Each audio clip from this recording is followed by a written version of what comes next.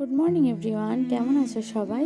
আজ হচ্ছে শ্রাবণ মাসের প্রথম সোমবার। বছরে এই একটা মাসের জন্যই প্রতিটা মানুষ, নারী পুরুষ নির্বিশেষে, মাসের পর মাস অপেক্ষা করে থাকে মহাদেবের মাথায় জল ঢালবে বলে। আর বিয়ের পর বউ হিসেবে এই প্রথম আমার মহাদেবের মাথায় জল ঢালতে যাওয়া, সেই জন্যেই আরো অদ্ভুত একটা ভালো লাগা কাজ করছে। আর সেই কারণেই শ্রাবণের প্রথম সোমবারে মহাদেবের মাথায় জল ঢালতে যাওয়ার ইচ্ছেটা অনেক আগে থেকেই। তাই অনেক সকাল সকাল ঘুম থেকে উঠে স্নান সেরে লক্ষ্মীমন্ত বউ হয়ে পায়ে আলতা মেখে সাজুগুজু করে মা মেয়ে দুজনে বেরিয়ে পড়লাম মহাদেবকে স্মরণ করে।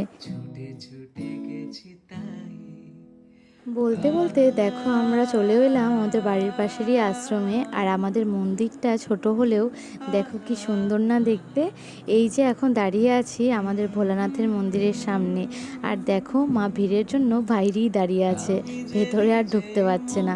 তবে আমারও প্রচণ্ড তাড়া ছিল ওদিনকে, 10টা থেকে যেহেতু ডিউটি ছিল, তাই যে করে হোক ঢুকে গেলাম। তো চলো এখন বেশি কথা না বাড়িয়ে বাবার মাথায় জলটা আগে ঢেলিয়ে নিই। একটা কথা তোমাদেরকে না বললেই নয়, এই জল ঢালতে গিয়ে প্রতিটা মুহূর্তই আমি আমার বরকে খুব মিস করে গেছি। বিয়ের পর ওর সাথেই প্রথমবার জল ঢালতে আসার ইচ্ছে ছিল, কিন্তু ওর ডিউটি পড়ে যাওয়ার কারণে সেটা আর সম্ভব হয়ে ওঠেনি, তাই মায়ের সাথেই আসতে হলো।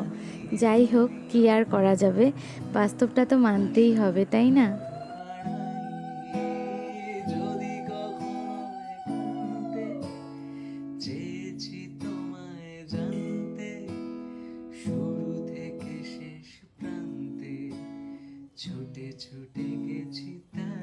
পুজো শেষে আমরা মন্দিরের চারপাশে 7বার প্রদক্ষিণ করে নিলাম। আর মন্দিরের বাইরে যে নন্দী বাবা বসে আছেন, যাকে প্রথমেই তোমাদের দর্শন করালাম, এখন আমরা তার পুজোটা দিয়ে নিচ্ছি।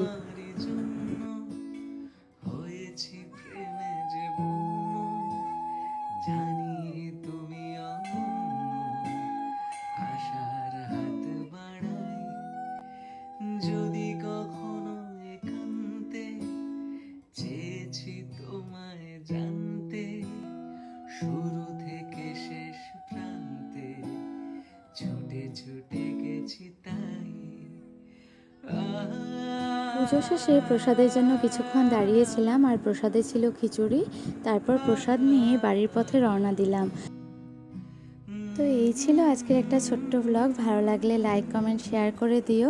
আবার তোমাদের সাথে দেখা হচ্ছে নতুন কোনো একটা ব্লগে। ততক্ষণের জন্য সবাই ভালো থেকো, সুস্থ থেকো, বাই।